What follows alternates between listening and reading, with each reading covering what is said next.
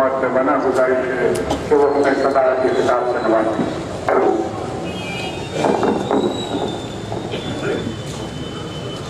اعوذ باللہ من الشیطان الرجیم، بسم اللہ الرحمن الرحیم۔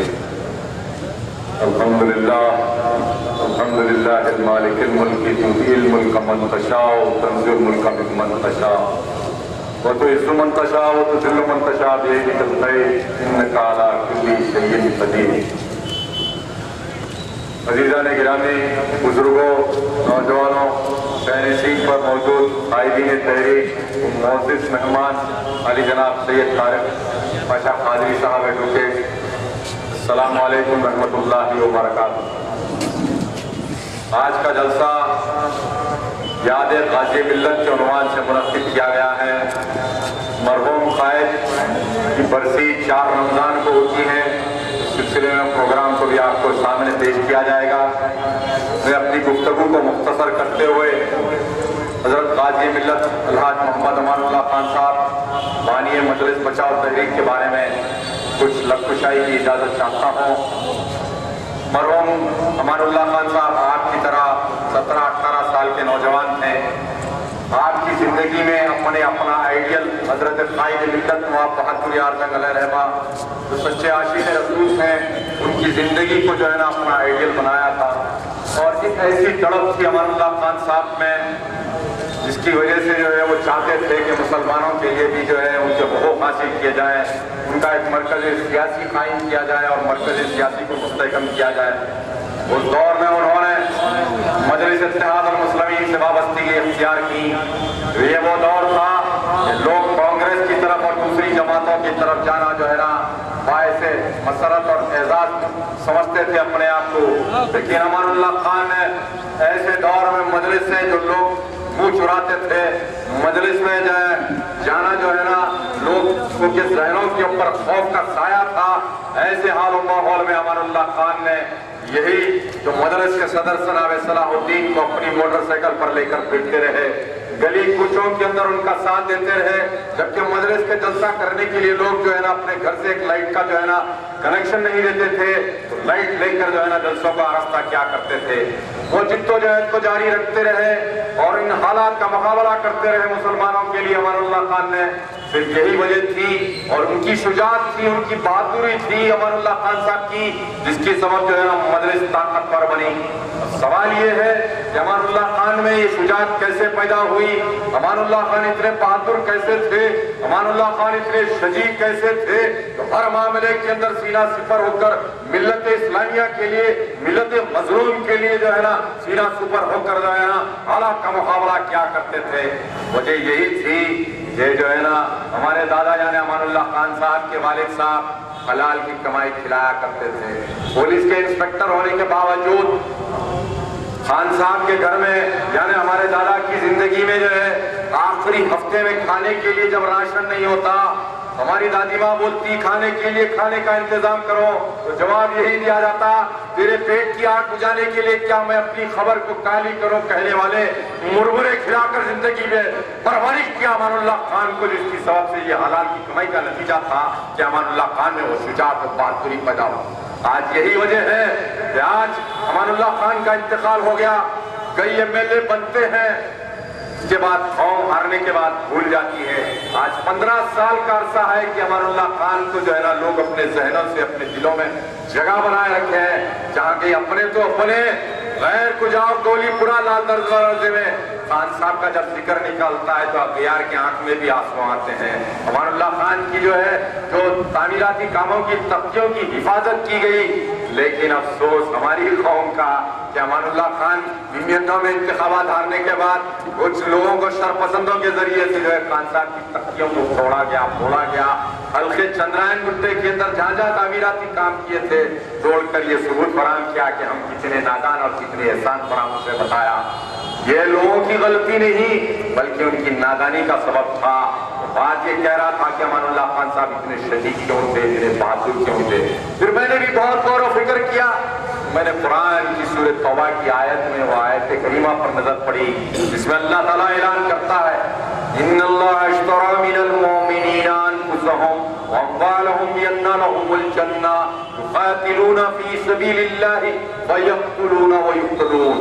اللہ تعالیٰ سورۃ توبہ میں فرماتا ہے، جو لوگ مومنین سے فرماتا ہے جو لوگ اپنی جان اور اپنی مال اللہ کی راہ میں خرچ کرتے ہیں اور اللہ کے سپرد کر دیتے ہیں اور اس کی راہ میں لڑتے ہیں اور مارتے ہیں اور مرتے ہیں، تو پروردگار اعلان فرما رہا ہے اس کے عوض میں ان کو جنت عطا کرتا ہوں. اب سوال یہ ہے، کیا جھگڑا اس بات کا ہے؟ لوگوں کے دلوں میں خوف اسی لیے ہے کیونکہ ان کی دنیا کی محبت کو جو ہے اور دنیا کو انہوں مستقل جگہ سمجھ چکے ہیں، اس کو رہ گزر نہیں سمجھے.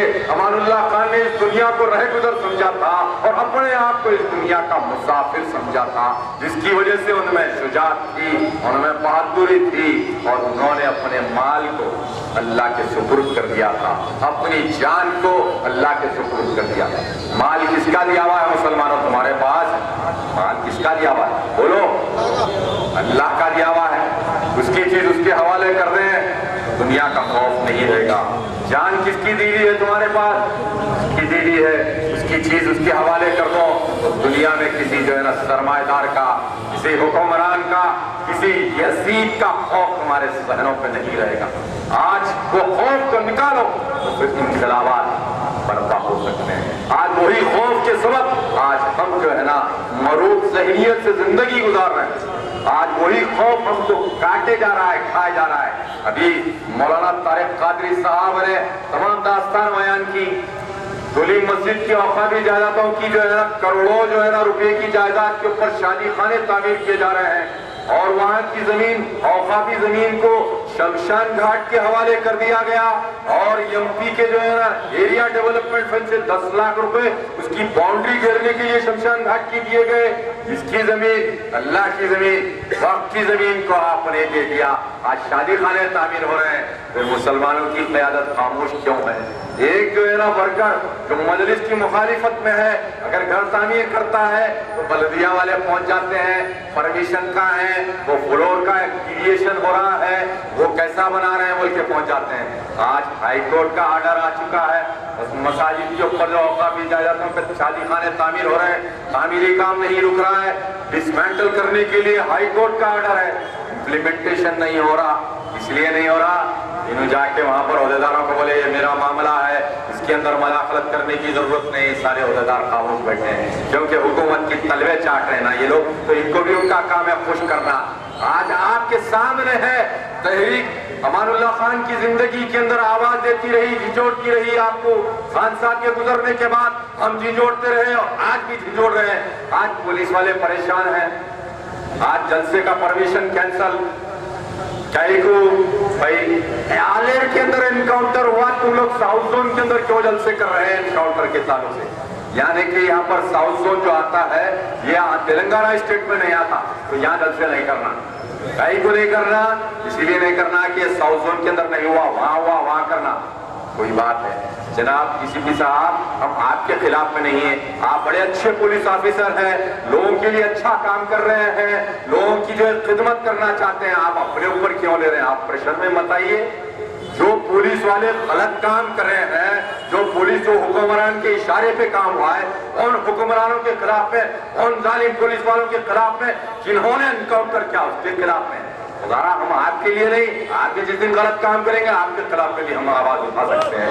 یہ آپ کی آواز ہے. ہم کسی کے خوشامد پرستی، جلسہ دو، جلسہ نہ پرمیشن نہ دو، یا پھر جو ہے نا ہمارے پہ کیس بک کرو.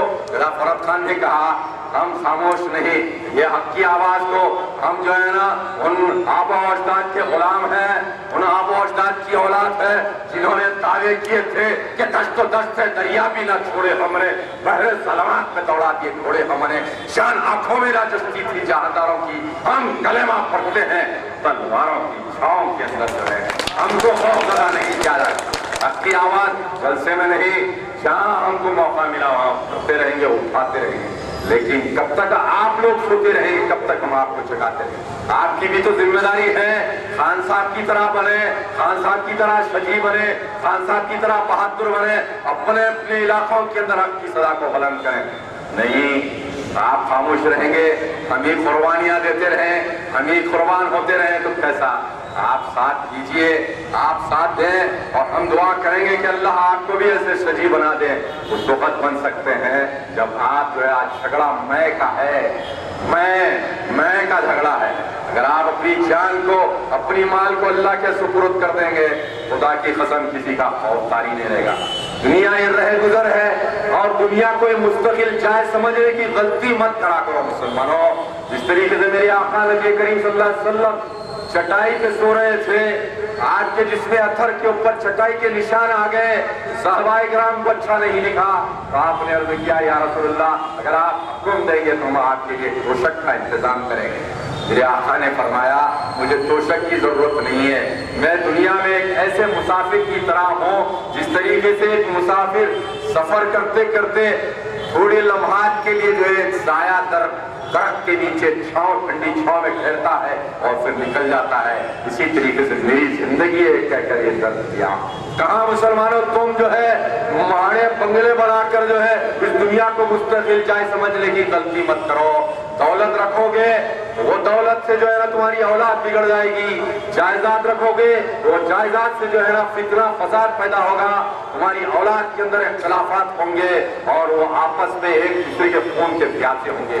للہ ان کو اچھی تربیت دو، اچھی تعلیم دو، ان کو صالح بناؤ، یہی چیز جو ہے نا مرنے کے بعد بھی کام آنے والی ہے، تمہارے درجات میں بلندی ہونے والی۔ آج امان اللہ خان نے اپنی اولاد کو اچھی تربیت دیا، کوئی جائیداد نہیں چھوڑا، کوئی محلات بنگلات نہیں چھوڑا، کوئی بیٹی بھر کے جو ہے نا دولت نہیں چھوڑی، کوئی انجینئرنگ کالج اور میڈیکل کالج نہیں چھوڑا کہ کروڑوں روپے میں جو ہے نا سیٹیں بیچتے جاؤ اور پیسوں کے ذریعے سے دنیا کا اقتدار حاصل کرنے کے لیے الیکشن کے سامنے پیسے بانٹو اور اپنا اقتدار حاصل کرنے کی بات نہیں کہی۔ امان اللہ خان نے ساری زندگی ملت اسلامیہ کے اوپر وقف کر دیا اور جو ہے نا اپنی کمرشل زندگی نہیں گزاری، اولاد کے لیے کچھ نہیں رکھا تو جو ہے اخلاق رکھا، کردار رکھا، اسلامی تعلیمات سے آراستہ کیا، اسلامی زیور سے آراستہ کر کے جو ہے نا اس دنیا سے گزرے۔ امان اللہ خان نے جو ہے آج دنیا جانتی ہے کہ امان اللہ خان نے کس طریقے سے عوام کی خدمت کیا۔ جب کبھی ٹیلی فون پر جو ہے نا آواز آئی، اس وقت نہ پیجر تھا نہ موبائل تھا، خان صاحب کھانا کھاتے بیٹھے ہیں، خان صاحب طلاق کٹا سلطان شاہی کے اندر فساد ہو گیا، برقع پوش خواتین کے اوپر ظلم ہو رہا ہے، امان اللہ خان کے منہ میں آدھا نوالا، اٹھے وسیع دسترخوان چھوڑے اور شیروانی ڈالے اور چلے گئے وہاں پر۔ کبھی اپنے رات کے آرام کو ترجیح نہیں دیا، کبھی دن کے اندر جو ہے نا تپتی ہوئی دھوپ کے اندر اپنی تکالیفوں کو برداشت کیا، اور لیکن اس کے بعد جب بھی کسی ماں نے آواز دیا، کسی مسلم بھائی نے آواز دیا، کسی غیر مسلم نے آواز دیا تو امان اللہ خان ان کے درمیان میں رہے۔ کبھی ماتھے پہ ٹیکا لگا کر گھر پہ بی جے پی کا کام کیا امان اللہ خان کی مخالفت میں، گھر پہ آیا تو کبھی یہ نہیں پوچھا رہے تو بی جے پی کا کام کیا، تو بی جے پی کا ہے میری مخالفت میں کام کیا، میں تیرا کام کرتا نہیں ہوں، یہ نہیں کہا کیا بابا کیا کام ہے پوچھا، اور وہ نبی کریم صلی اللہ علیہ وسلم کے ایک ادنا غلام کی حیثیت سے رحمت العالمین صلی اللہ علیہ وسلم کے ادنا غلام کی حیثیت سے رحمت بانٹتے رہے انسانیت کے اوپر۔ وہ ثبوت پیش کیا جب میرے آقا نبی کریم صلی اللہ علیہ وسلم نے جو ہے جب مکے کی سرزمین سے آزردہ ہو کر جو ہے طائف کی سرزمین کا سفر کیا دین کی تبلیغ کے لیے، تو وہاں پر طائف کے اندر ان کے آپن رشتہ داروں نے نبی کریم صلی اللہ علیہ وسلم کا تصور کیا، آپ کے پیر مبارک کو لہولہان کیا، تو جبریل امین خدمت میں آئے اور عرض کیا یا رسول اللہ اگر آپ حکم دیں گے تو ہم طائف کی وادیوں کو جو ہے نا بیچ سے نابود کر دیں گے ملا کر۔ میرے آقا نے فرمایا اللہ جو ہے نا مجھ کو رحمت للعالمین بنا کر بھیجا ہے، میں کسی کے لیے زحمت نہیں بننا چاہتا کہہ کر جواب دیا۔ وہ سیرت تھی نبی کریم صلی اللہ علیہ وسلم کے، وہ کردار امان اللہ خان کے سامنے تھے تو کبھی ہندو کو ہندو نہیں کہا اور ان کا بھی کام کیا، انسانیت کی بنیاد ان کے لیے بھی رحمت بنا۔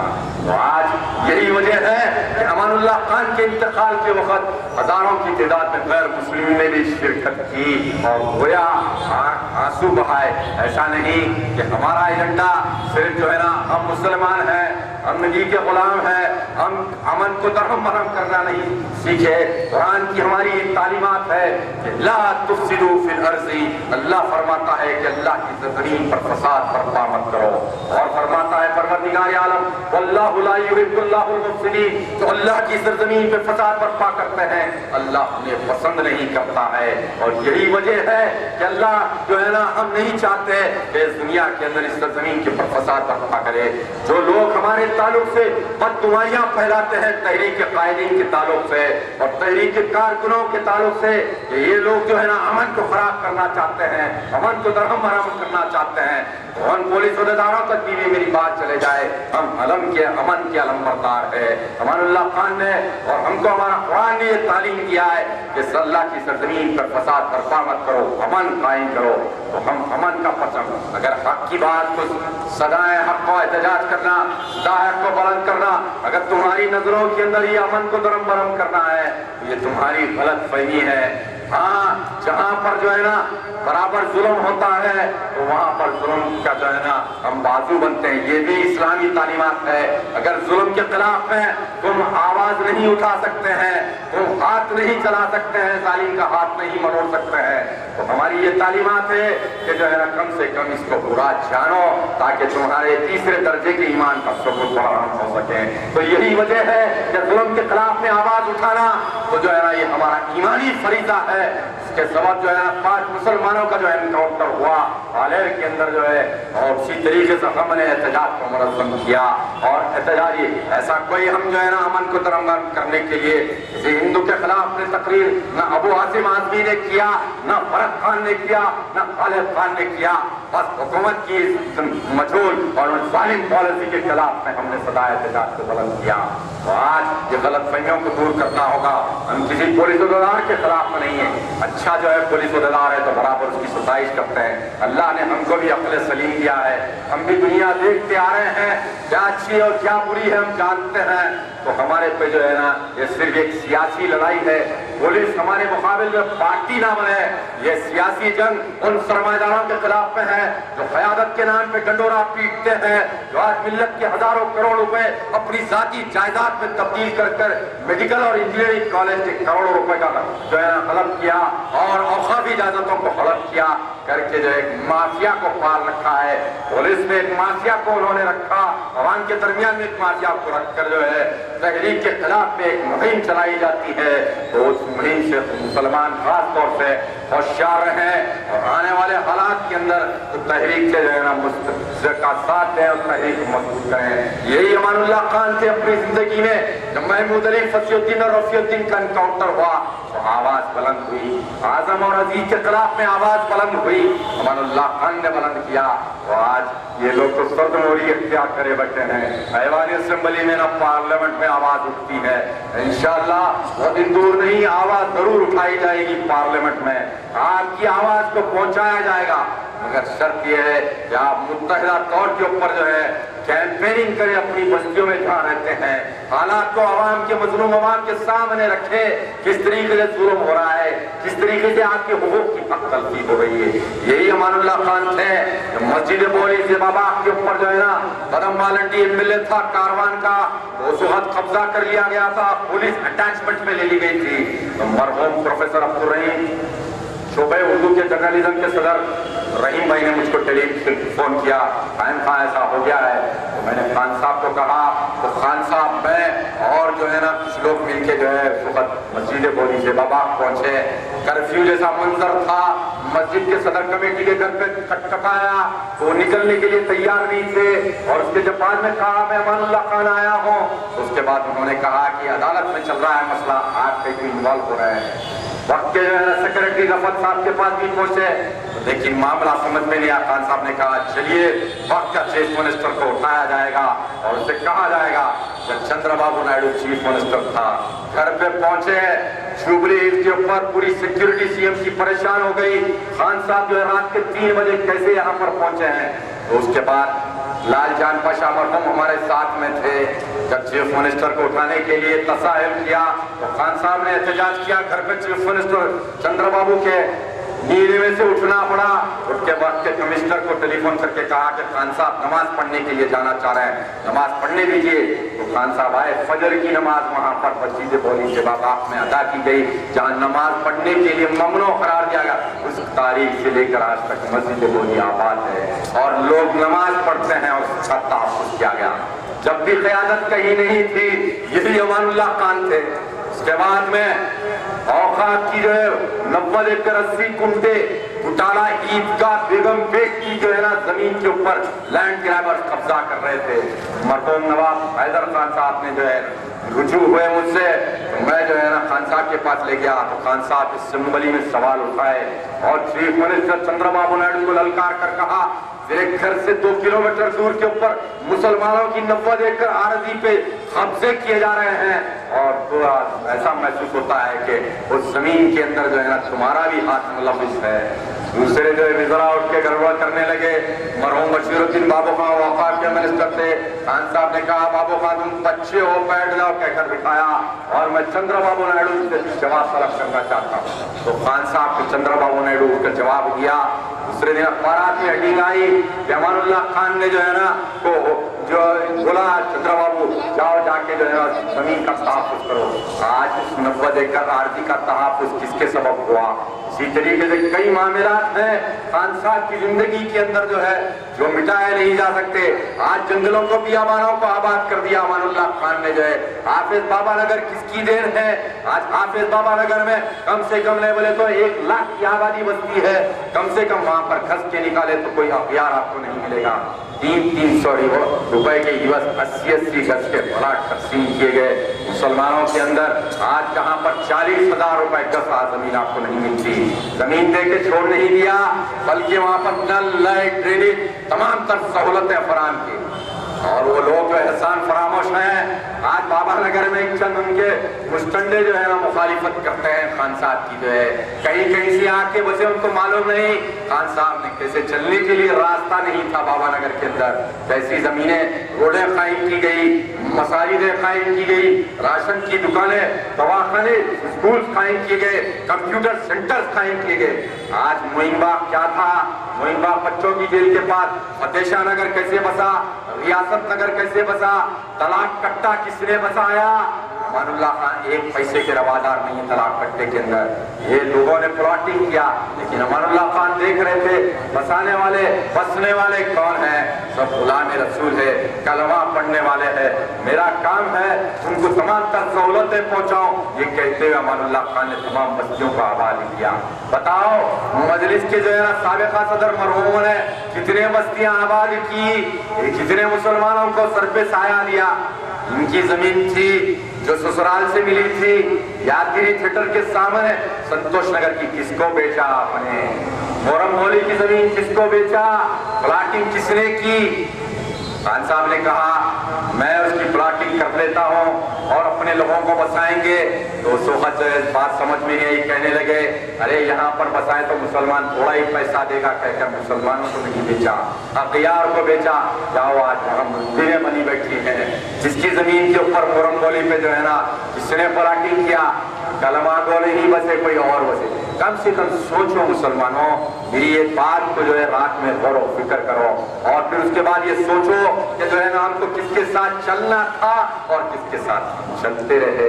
غور و فکر کی عادت ڈالو. فکر اگر میسر ہے تو ہر شے میں تم کو عبرت نظر آئے گی. تو آج فکر کرنے کی عادت ڈالو. آج ہمارے ذاتی مفادات کے لیے ہم نہیں کر رہے ہیں, اسی لیے جدوجہد کر رہے ہیں کہ اللہ نے علم سے سرفراز کیا, ڈاکٹر بنایا, انجینئر بنایا, قابل بنایا. اللہ نے ہم اپنی زندگی امریکہ میں بھی گزار سکتے ہیں, کئی اور دوسرے ممالک میں جس طریقے دوسرے ابنائے وطن گزار رہے ہیں, ہم بھی جو ہے نا ڈالر کما کے ایسی زندگی گزار سکتے ہیں. یہ قربانیاں, یہ جدوجہد, یہ مقدمے بازی, یہ جیل کی سلاخیں, یہ تمام تر چیزیں ہم کیوں برداشت کرتے ہیں؟ یہ آپ کے حقوق کے لیے, اللہ کی رضا کے لیے, اس کے حبیب کی رضا کے لیے کریں. ہمارا کوئی ذاتی مفاد نہیں ہے. اس کے اندر کیا مل رہا ہے ہم کو وہ اچھی طرح جانتے ہیں. آپ ہے جس کے پاس ملت کے ہزاروں کروڑ روپے, وہ تو آپ پہ ظلم کر رہے ہیں, آپ خرید رہے ہیں, آپ کو ملت کے بازار میں بیچ رہے ہیں. کم سے کم چیزوں کو سوچا کرو, انشاءاللہ اور जलसे होते रहेंगे और आपसे जो है ना शर्फ तखातुब हासिल होता रहेगा। मैं अपनी गुफ्तगू को समेटते हुए मैं यही कहूँगा कि आप गाज़ी मिल्लत की 4 तारीख के दिन, बरसी के दिन, उनकी अकीदत व एहतराम के तौर के ऊपर गाज़ी मिल्लत की खिदमात को खिराज तहसीन पेश करने के लिए एक प्रोग्राम आपके सामने अखबार के जरिए से आएगा और गाज़ी मिल्लत की मदार पर जो है कसरत से जो है ना उनके चाहने वाले होने का सबूत फराहम करें। जब तक तुम अपने असलाफ से जो है ना मोहब्बत करोगे तो तारीख भी तुमको याद रखेगी और तुम अपने असलाफ को भूल जाओगे, उनके कारनामों को भूल जाओगे तो आने वाले नस्लें भी तुमको भूल जाएगी। ये याद रखो। खान साहब की खिदमत को मद्देनजर रखते हुए 4 रमजान की जो है ना खसूसी अहमियत के तौर के ऊपर उनकी मग़फ़रत के लिए भी दुआ करेंगे और उसी तरीके से जो है ना मज़ार पर आकर ज़ियारत में जो है शिरकत हासिल करेंगे।